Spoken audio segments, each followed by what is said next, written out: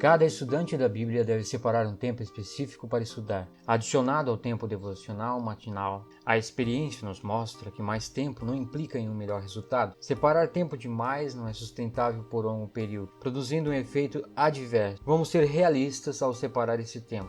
Para aqueles que servem ao Senhor, o estudo diário da Bíblia não precisa exceder 2 horas e não deve ser menor que 1 hora. Algumas vezes pode ser estendido para 3 horas se houver tempo para lazer. Uma vez decidido, isso deve se tornar uma prática. Mas como esse tempo deve ser usado? É bom dividi-lo em diversas sessões, usando diversos métodos de estudo. Alguns métodos são como o plantio de árvores e requerem mais de 10 anos antes que qualquer resultado seja visto. Outros são como o plantio de vegetais e pode ser colhido anualmente. As pessoas podem se sentir desencorajadas pela leitura de longo prazo. Por isso, esses estudos devem ser misturados com algum de curto prazo para produzir resultados em 2 ou 3 meses. Isso dará aos iniciantes algum conforto. Devotar 1 hora em uma coisa pode facilmente exaurir uma pessoa. Por isso, a divisão em sessões ajuda muito. Primeira sessão: o estudo de assuntos mais profundos. Vamos supor que a primeira sessão leve 20 minutos. Esse tempo deve ser usado para estudar alguns assuntos mais pesados. Levará alguns anos até que algum resultado seja visto. Esse estudo em alguns assuntos, como tipos ou a morte do Senhor Jesus, pode tomar anos até alguma colheita. Outros tópicos: Sermão do Monte no Evangelho de Mateus, as últimas palavras do Senhor no Evangelho de João, o estudo das dispensações, requerem meses, anos para gerar frutos. Para ter uma base sólida do Antigo Testamento, estude pelo menos os livros de Gênesis, Daniel, Êxodo, Levítico, Josué e o livro profético de Zacarias. No Novo Testamento, Mateus seria o primeiro livro a ser estudado, seguido por Romanos, Hebreus, continuando pela leitura de João, Efésios e Gálatas. Esse estudo não vai produzir um resultado instantâneo.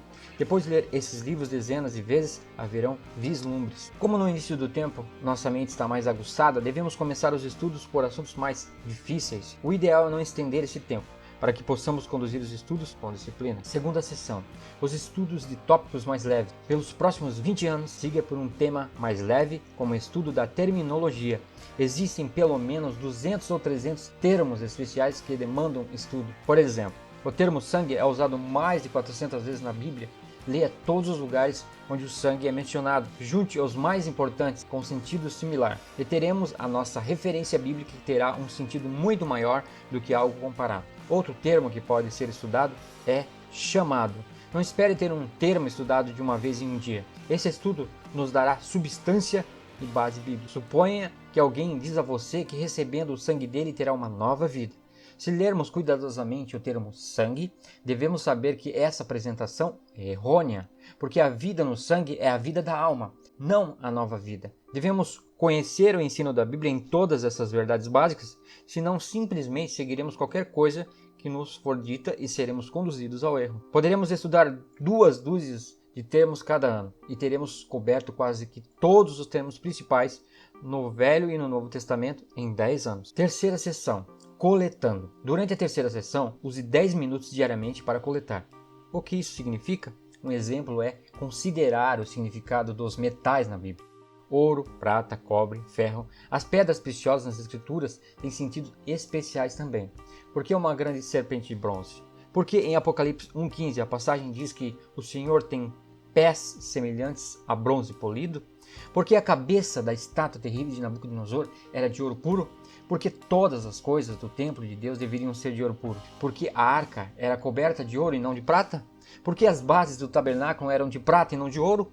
O que Zacarias 5 indica nesse ponto. Tudo isso requer um estudo cuidadoso para que esse sentido seja descortinado. Esses materiais devem ser usados futuramente na primeira sessão para meditação, ou durante a segunda sessão do assunto mais leve. Em outras palavras, esses 10 minutos devem ser gastos obtendo materiais para o estudo feito nos outros períodos. Outro exemplo a ser citado: a carta aos Efésios menciona o Espírito Santo 10 vezes. Podemos usar esse termo durante a terceira sessão para achar esses 10 lugares. Efésios 1,13 fala de ser selado com o Espírito Santo.